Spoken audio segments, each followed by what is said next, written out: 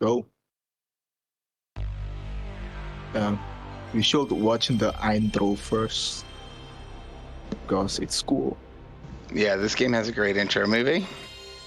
So I'm Ghouls Are Free. CPS has asked me to join the commentary for Gradius Gaiden. My expertise with this game is that I've cleared it, and I've cleared it in co-op. This is a really fun co-op game. It's one of the few games in the Gradius series that supports 2 players simultaneous.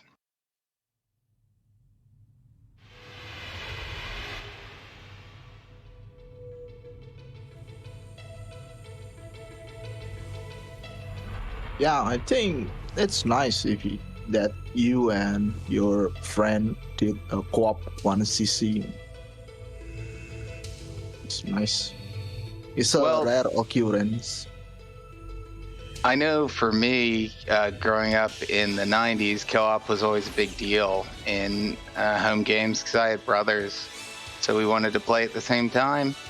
And you didn't ever have a PlayStation in Gradius Gaiden, but we played Life Force, Contra, stuff like that. And Gradius Gaiden is a really good follow-up to those games. It also kind of stands apart as a little bit of its own thing from the rest of the Gradius series. It's, I would say, maybe one of the more underappreciated games in the series, at least among arcade enthusiasts who don't always go for console-only games. But it really, everything about it is a full Gradius sequel. It has many variations on the series tropes, and 3 basically, or at least 2 basically brand new ships, and a lot of new weapons that you haven't seen before, including, or in addition to, a lot of the classic Gradius weapons like Double, Laser, Ripple, and of course the options. Yeah. And sadly, this game never left outside Japan back then. Because Sony of America's just really bad, really weird policy about no 2D games on 3D console.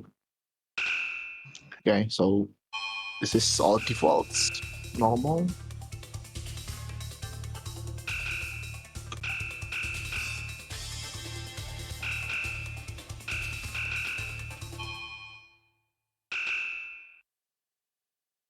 I think the Japan only release is the other reason that it's not as widely recognized as the other games in the series.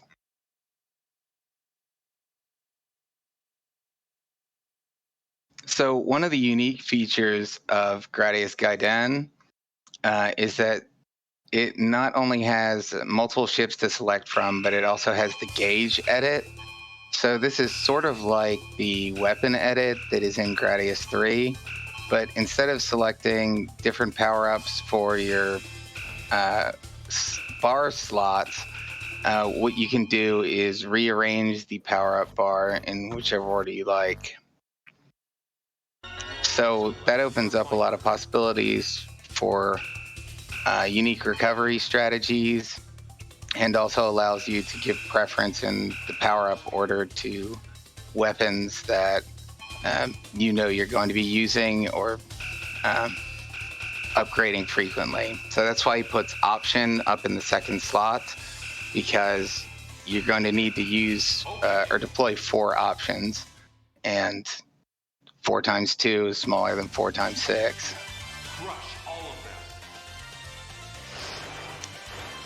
So the game starts with the classic Gradius space shooting intro. And I guess I should mention that CPS has chosen Falchion Beta. This ship is uniquely powerful, but also its shortcoming is that its weapons are short range and a bit difficult to use. It has a gravity shot for the laser and an auto-aiming shot for double. And I accidentally picked 3 speed ups. Good start. So normally in this game, you can get by with 1 speed up until stage 7, I think. But the majority of people are going to play it with 2. I think I did play it with 3. It is playable. It's just maybe a bit more technically difficult than it ought to be.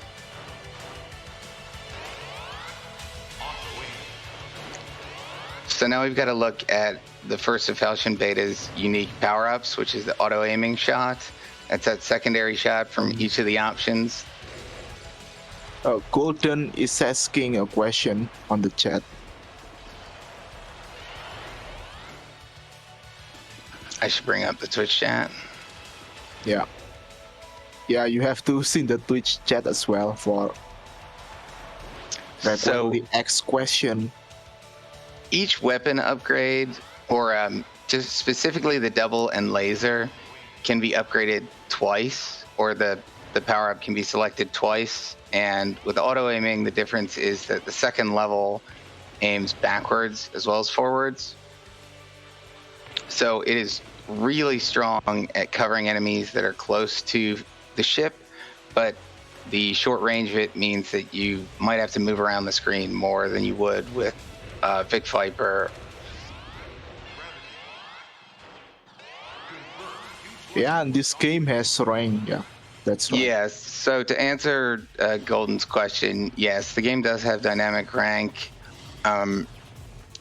It is not especially worth trying to manipulate in this one, especially when you're playing as one of the short range ships, Falchion Beta or Jade Knight, where you kind of need that long trail of options to get your hits off.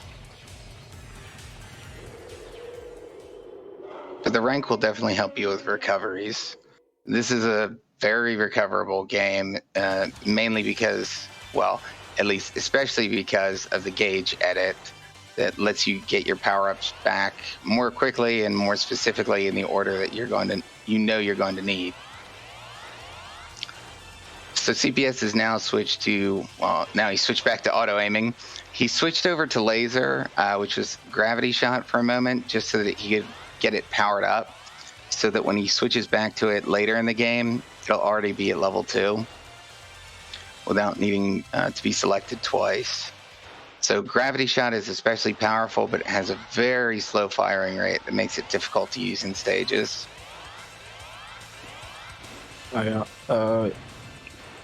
Explain the gravity hole bomb glitch.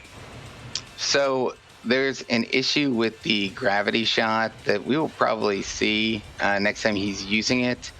I guess keep an eye out, where essentially the way that the shot works is it's a projectile. When it hits a target, makes a small spread, like a small splash damage area.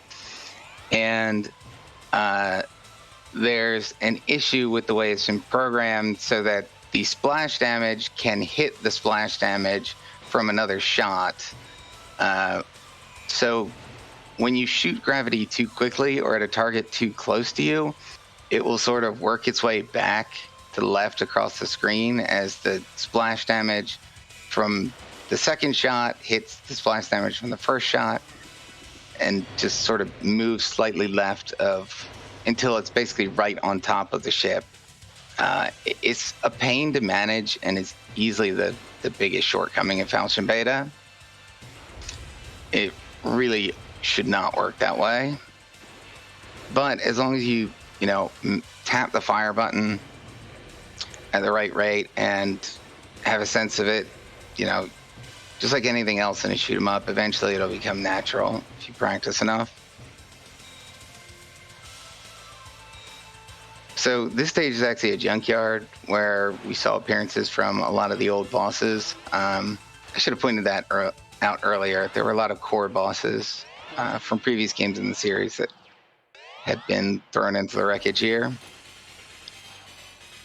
This is one of 2 bosses of this stage. You can take the top or bottom route, almost like a Judarius stage, and that'll determine which boss you get. That only applies to stage 2.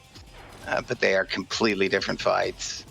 CPS picks this one because he thinks it's easier.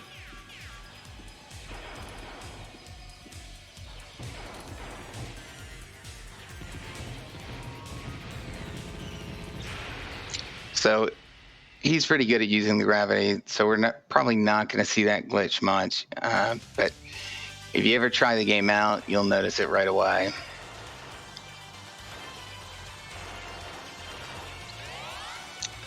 So coming up, we have, I think, one of the coolest stages in the game, although really this game is nothing but cool stages.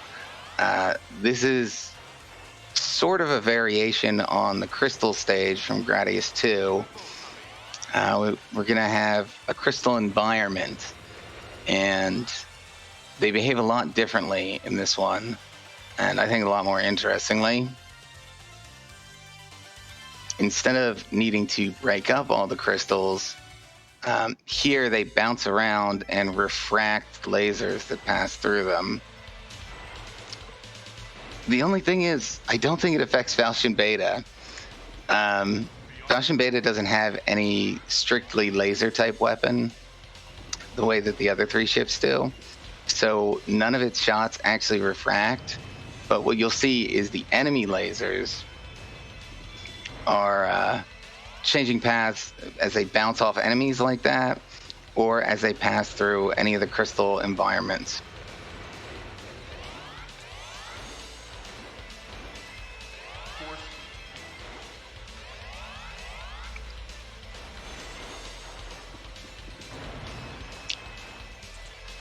These passages here where there's a crystal bouncing around in a small area can be really nerve-wracking to pass through, especially the next one coming up.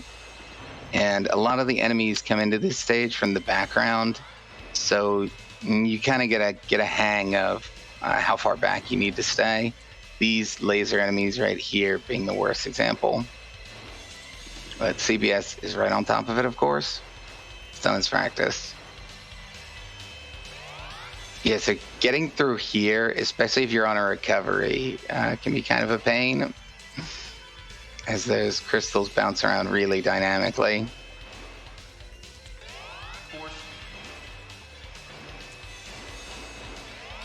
So the shield that CPS is using is the force field, the classic, going back to Gradius 2.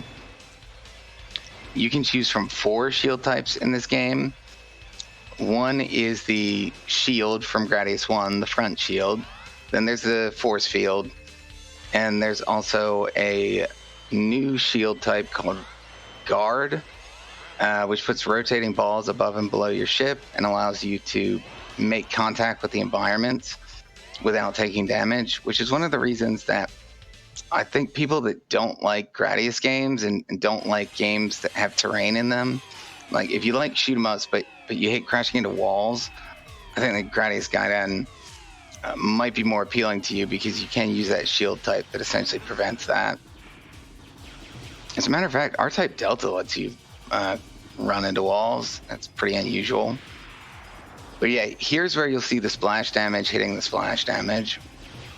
He's going to manage it so it doesn't get too far out of hand, but you can't really do anything about it.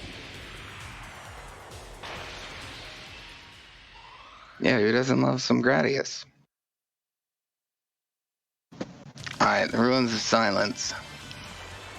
This is the most important level in any Gradius game, the centerpiece of every Gradius game. You could say a game isn't a Gradius game if it doesn't have this stage in it.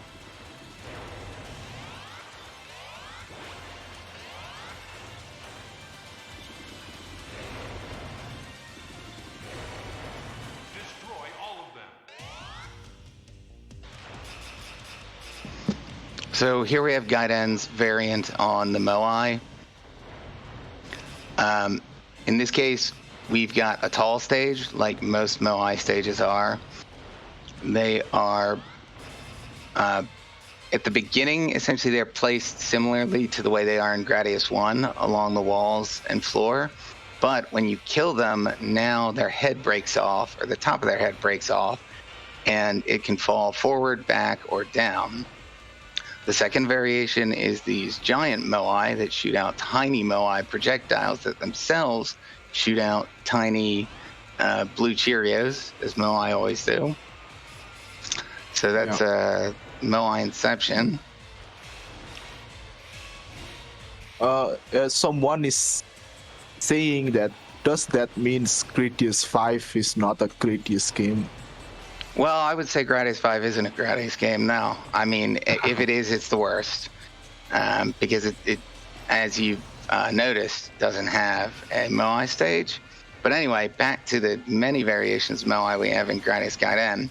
We have these laser moai who are extremely dangerous. As you can see, when they fall forward or back, if they're firing their laser, when you kill them, that's that was really sus. That's never before happened at GDC. Yeah. GDQ.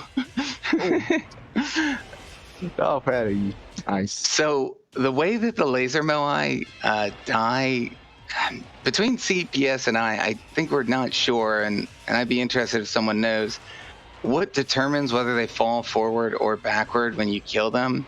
It seems to be random, which means that you basically don't know if the laser is going to swing down or back up, and you need to be really prepared to jump into cover or react to that. But I think this is so they just caught up to him on recovery there. I do think this is a pretty recoverable checkpoint, and as I mentioned before, Gradius Gaiden is a bit easier to recover than your standard Gradius game.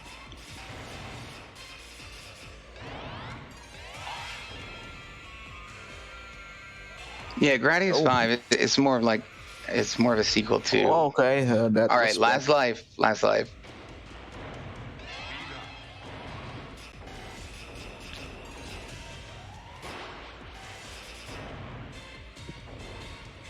And prioritize options. It's never a bad idea to take an option as a power-up.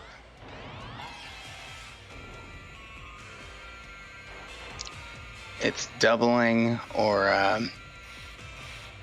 eventually tripling your overall firepower, or quintupling.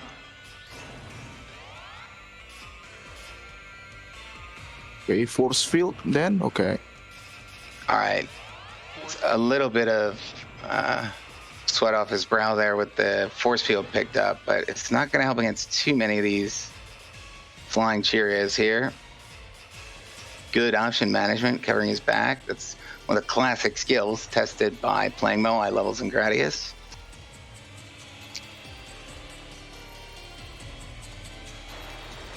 I would say that this moai stage is the first wall of the game, yeah. And the boss takes a while to get a hang of as well. But I think that Falchion Beta of all the ships has the greatest advantage. Hopefully CPS will be able to demonstrate that. Here we've got one final setup with the moai as the snake crashes through them and drops them on the floor. Everything very dynamic here, the way they sort of bounce around. Yeah, this is the first wall of the game, the moais. The thing is, the rest of the stage up until the final stage are probably manageable. Yeah, if you can make it through this boss, there's going to be a bit of a breathing period for a little while. He has to just really carefully manage the simultaneous attacks, and auto-aiming does a lot of the work for you when you're playing as Falchion Beta, just taking out those giant Cheerios as they break up.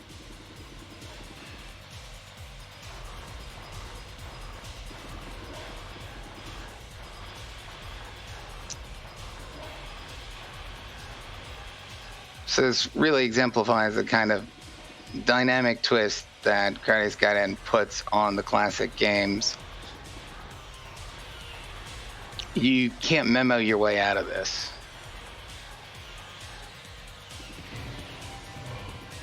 Yeah, and that attack was really nuts.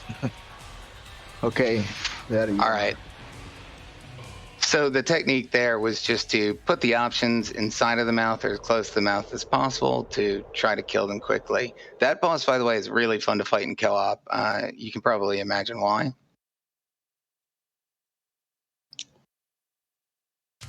So here we have the organic fortress. I think CPS would agree with me that this is probably the easiest stage in the game, at least relative to its placement, especially when, again, playing with Falchion Beta, this is a stage where it excels. There's going to be a lot of popcorn enemies scattered around the stage, and auto-aiming is just going to take them out for you. So here's a guest appearance from Gradius 2.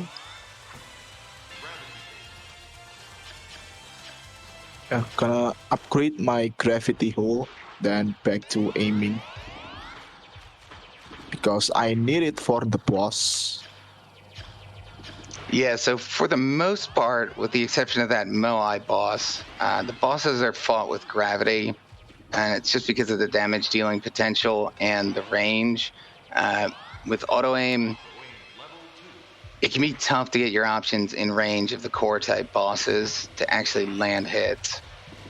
And there's one boss in particular that hopefully CPS will take us to that is extremely non-optimized for Falchion Beta.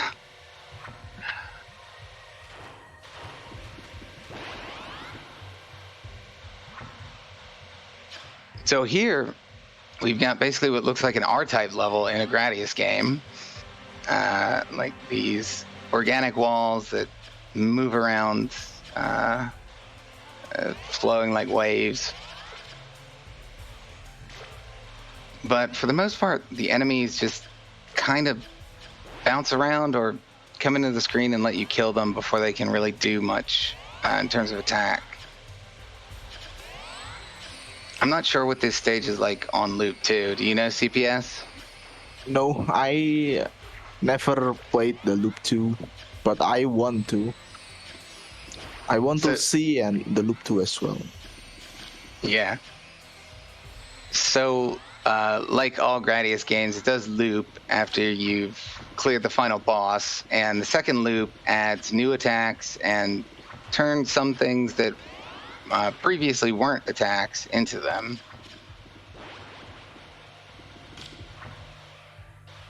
As you should expect, it makes the game extremely difficult.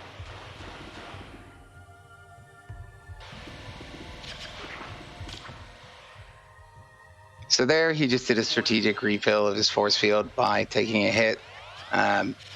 You can't refill the force field unless it's gone completely. It has 3 hit points. And so sometimes if you're in a safe position and have taken 1 or 2 damage to your shield, you may decide to take another hit just so you can restore to full 3 hits.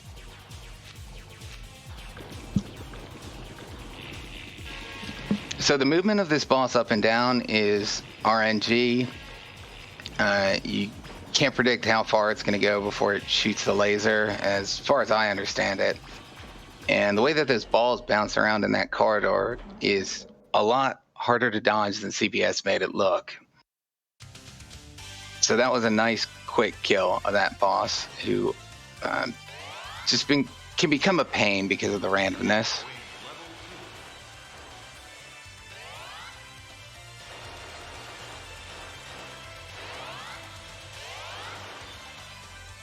So now the difficulty increases a bit, but it's still not back up to the level of the Moai stage. Here we have a jungle environment similar to the one seen in Gradius 3.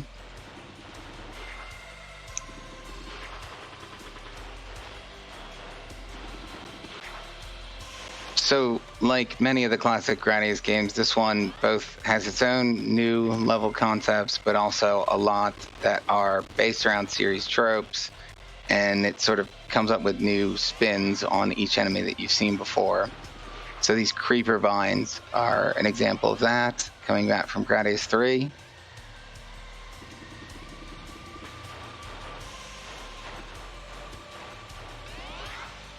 Again, auto-aiming does a lot of the work. It's just that you need to know how to position yourself to make sure that it's covering you from the right side at the right time.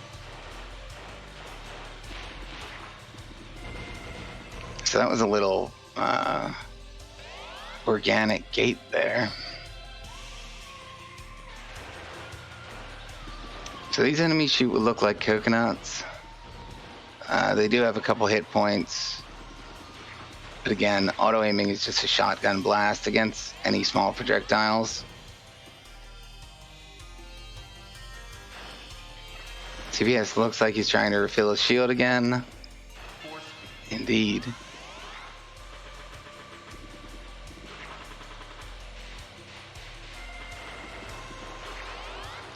But you can see with the rank maxed out here, it's not like the bullets are coming at an insane frequency, just enough to make everything a tight dodge. You don't get any breathing room, essentially.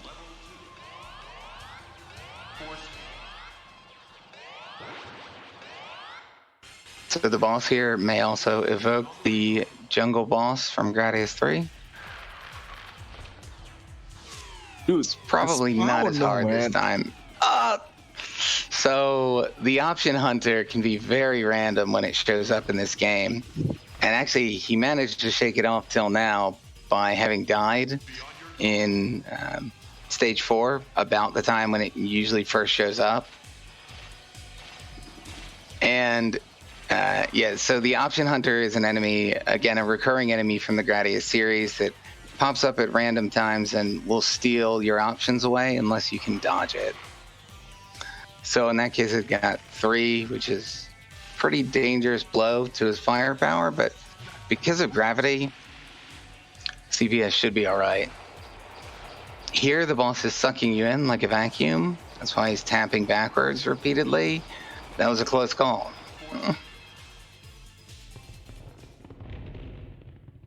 Okay, I didn't know that. In Gradius 3, the option hunter can be destroyed if you use the exclamation mark power up with the right timing.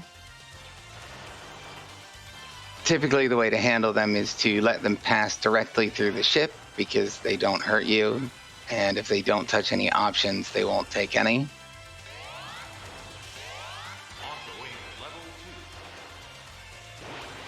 Time for the most interesting stage. One of the most. Yeah, so here we have probably the coolest example of Gradius Gaiden putting a spin on a classic stage. So we're back to the volcano stage, stage 1 from Gradius, or stage 4.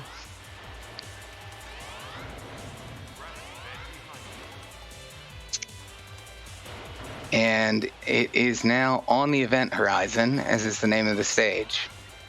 So you can see the black hole in the background, slowing down light.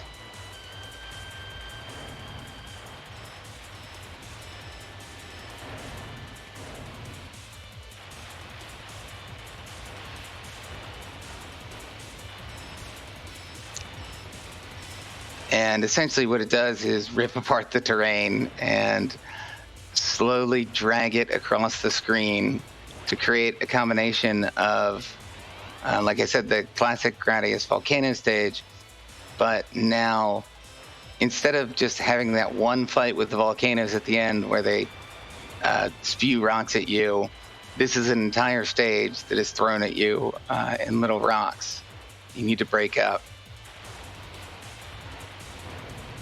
One of the, I think, most clever but also most frustrating aspects of this stage is that if you look carefully, when the enemies shoot, their lasers and bullets bend toward the black hole.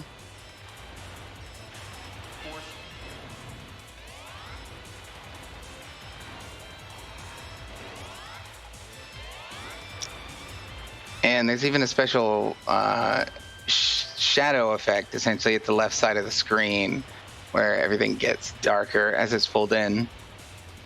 So the Altar Maven says the option hunter occurs at a specific interval and most often appears if you have a full array of options.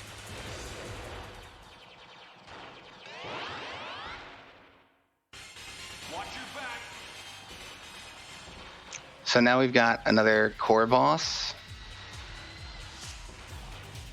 This one can be easy or he can be very hard. It is a tough fight to recover, I would say. But with gravity focused in, he doesn't take too long to finish off. So what you really want is to finish that boss before it does its giant rock attack, where it essentially crushes a giant boulder between its pinchers that breaks up at you like the stage is breaking up. So now I've got the Q brush or the sub brush. And if you played a Gradius game other than the first one, you know what that should indicate. This is a boss rush with all original bosses. And they're pretty cool ones, too. And this one we'll say is a Manji. And Gravity's ability to penetrate really helps take that fight or that one out quickly, because all that splash damage hits simultaneously through the outer layer.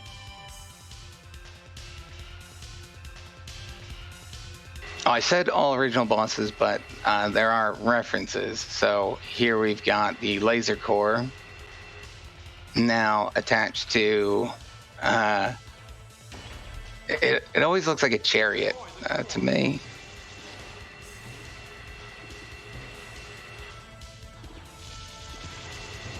Take out the center, and now I have to fight 2 laser cores.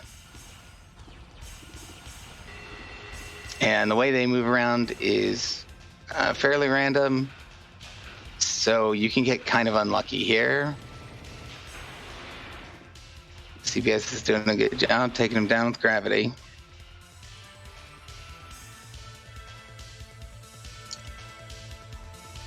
This is probably the hardest boss in the boss rush. Oh, no. This is a bad time. As CBS has said, the option hunter in this game is comedy. So he only lost 2 options.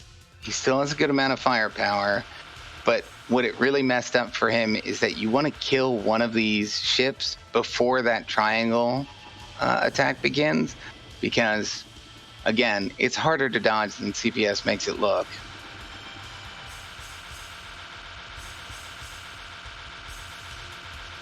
Also, if you're playing co-op and the boss gets that triangle attack, it basically is a forfeit of one player's life because it only follows one of you around.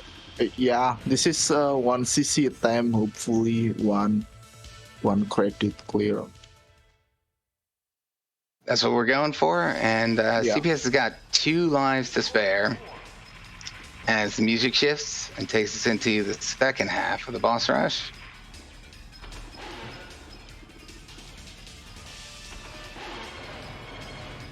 Yeah, and the movement here is also random.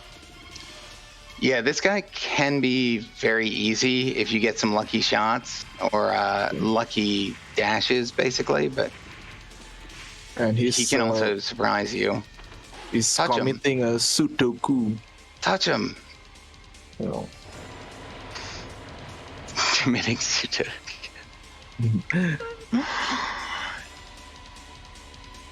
Yeah, okay, the most annoying boss, in my opinion. Yeah, so this guy is just as bad as the trio of ships. And it's mostly because he's got these simultaneous attacks with moving source points. You've got the diagonal lasers and the missiles and really tightly positioned twin lasers. And they're basically all out of sync. And okay, oh man, that's always sus. All right, so we're now sort of over the wall, out of the hardest part for a while. This here is the boss of the boss rush.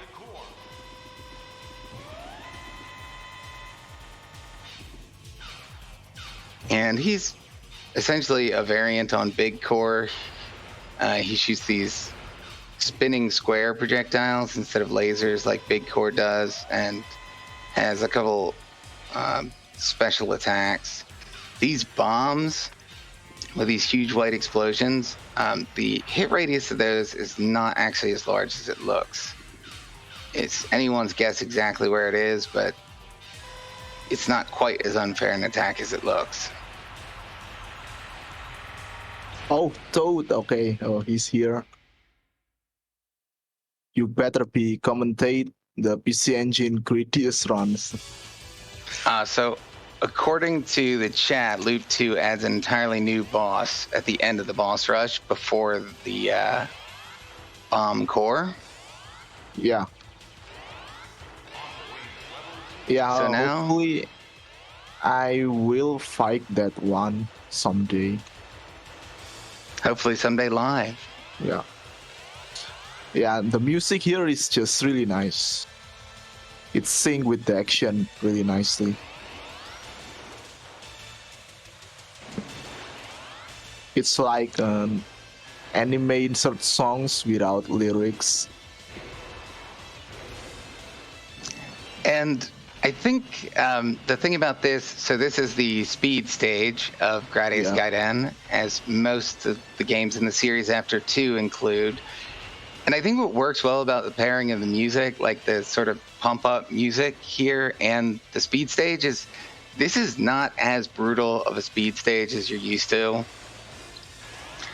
You don't need to memo a route through it, or you don't need to memorize a route. Like, you can pretty much react and make it through that stage. It's pretty much reaction, the easiest speed stage. So this is where we have another appearance of physics in the game. He's fighting the speed boss now, and because of the high speed at which the ships are moving, I guess, your projectiles are much slower than they normally are, or your shots. And that also includes the shots from auto-aiming, which you can see are sort of hooking away from their target. Frontal jets do damage in Loop 2. Wow. Yeah, that was one of the things I was... That. That was one of the things I was thinking of. But yeah, CPS made short work of that boss, given that Fountain Beta is really disadvantaged there. If you don't have those 4 options so that you can put auto-aiming inside the boss, it can take a long time to kill. Now we've got a fortress stage. You may recognize it as every stage in Gradius 5. With a song that kind of reminds me of like Mega Man X4 or something.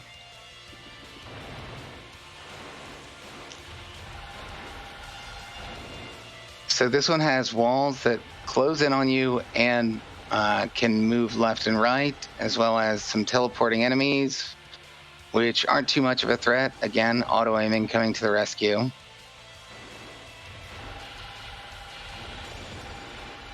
But the positioning of this last gap is tight. That was a close call. CPS barely slipped through there with just enough HP to take a bullet as he came out of the gap. Very nice playing.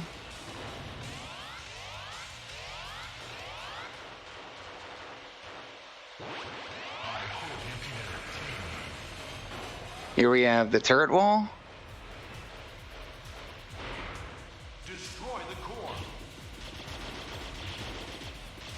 This one shoots long needle-like lasers. It's not a particularly tough boss, but with auto-aiming, you kind of have to be patient. The short range keeps you from really putting as much pressure on it as the other ship types can. I believe that gravity contacts its projectile, or the lasers it's shooting. I don't remember.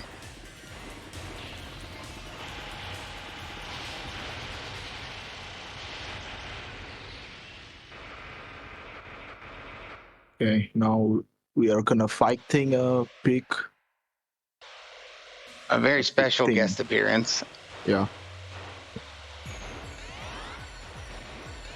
We are fighting Metal Gear.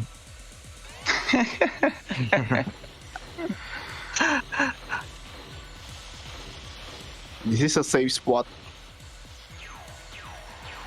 I don't know. Off the top of my head, this isn't how I fight it. I stay underneath the whole time.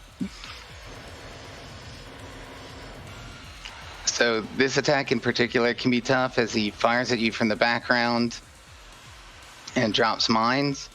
This enemy you might recognize as the arch nemesis of any first-time Gradius player, the robots that walk along the ceiling and ground that usually come in from the back of the stage, and then it's duckers. And they've killed all of us from behind at some point.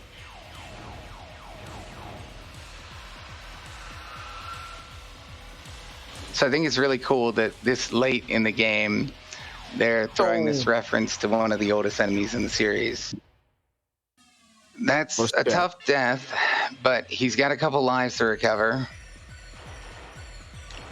And as I've been saying, this game is very fair about the checkpoints. They are recoverable.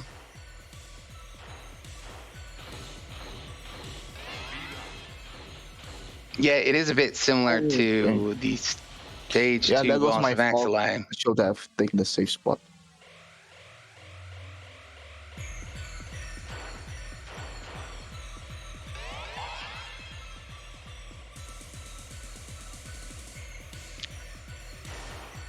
Well, this is going to be tough if you can't get that speed up. Okay, nice. There you are. Just in time.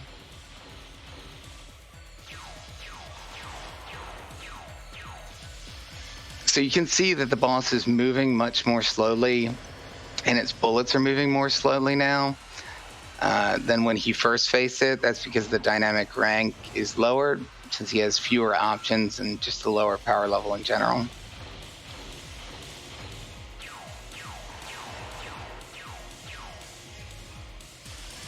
Yeah, and the rank is low, so the boss has a lower health too. And you can also see when it goes into the background and fires, it fires a much smaller salvo and only drops 2 mines instead of, I think it's 4 when you're at max rank. Yeah. Yeah, still take a long time. Watch the color of that eye. Ooh. It turns red, the fight is over.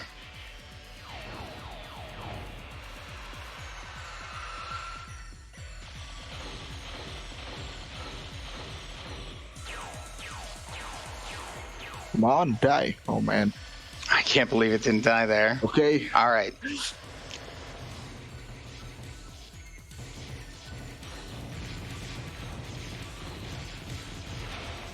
That is not an easy boss fight. It moves very fast from phase to phase. And this is one part where you kind of get punished for being on recovery. If you don't have 2 options or a missile, it's hard to take. Now he's on to the escape sequence.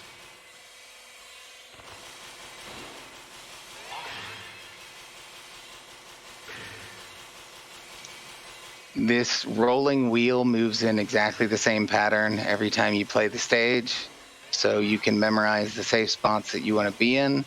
It's just that the movement is very precise. So you can easily get caught off guard and just be a little bit off. CPS doing some nice option management there to cover himself from one last desperate ducker from behind.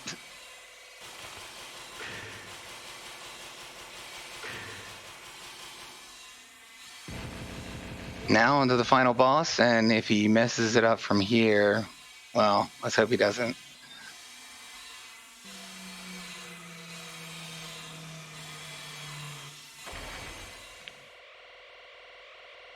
Yeah, as chat said, this could be the hardest final boss in the entire series. It's because first it strips you of all your options, flock of option hunters. That's That's totally wrong. The hardest final boss is the one in Salamander 2. Oh, spoilers, CPS. No. Salamander is part of the Gradius series.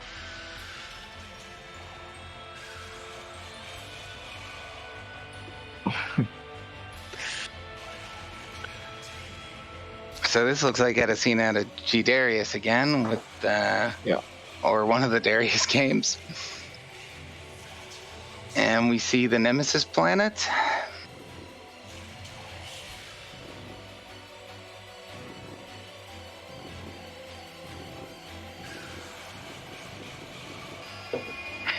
Your brain at 3 a.m.? Yeah. This is your brain at 3 a.m. We'll be seeing more of this guy later, courtesy of CPS. Yeah, I think all the voiceovers in this game are great. We didn't get to see any of them on this playthrough, or we didn't get to see any of the game over lines on this playthrough, but each stage has a unique game over line, and some of them are really funny.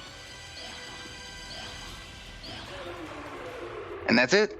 1 CC. No problem. Yeah, with some nice recoveries. It's just not exciting for anyone if you don't recover at least one checkpoint. That is part of the skill set of Gradius.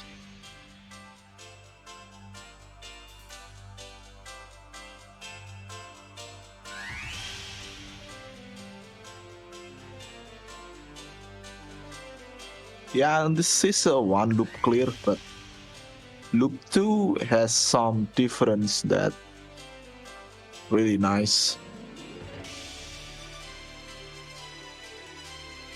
I will show some of the loop 2's stages, but I don't think I could reach stage 2. But we will see the difference in stage 1 of loop 2.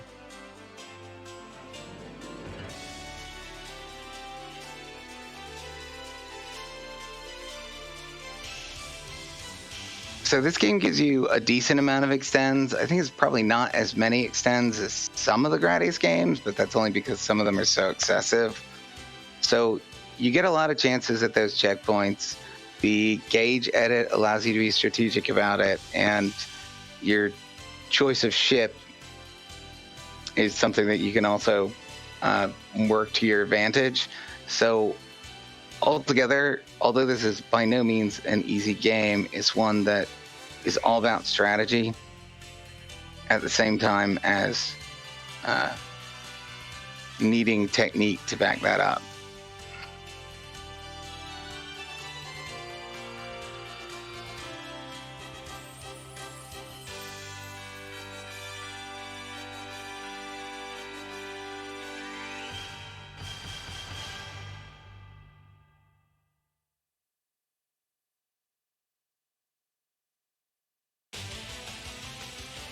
The music change.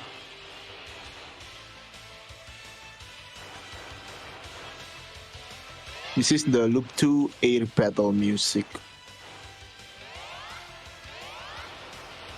Yeah, it's a really nice touch.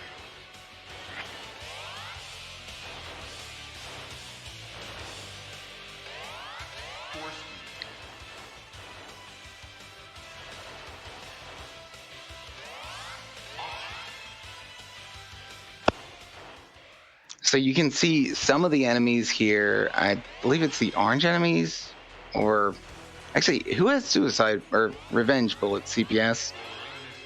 Oh no. That was unexpected. So, did you see the avalanche? Oh, that's right. So on Loop 2, the avalanche hurts you, right? Yeah. It affects my movement. Yeah, look at this. Oh no, he's going down. Oh. One of Yes. those So Loop 2 change. Yeah, as we mentioned, some of the things that you see in Loop 1 that aren't attacks become dangerous in Loop 2. 10, 9. So we didn't get to see Oh. much of it, but at least we got a demonstration of the avalanches. Yeah. Hopefully I could clear 2 loops, but that's for another day. Loop 1 is basically an autopilot now for me. With Falchion Beta. It's time for loop 2. Oh, that was great playing. Yeah, okay. Yeah, 2R, that means 2 rounds. Round 2, loop 2. Have you cleared this with all the ships, CPS? Only Fig Viper and Falchion, but Cheat Knight is still really hard to me. And Lord British is just, I don't know what to say. That one is really weird. Really weird. Okay, now that's Gradius Gaiden. Really cool game. Oh, there is a stage select. Oh, I never seen this before. It saves your stage progress. So let me save this.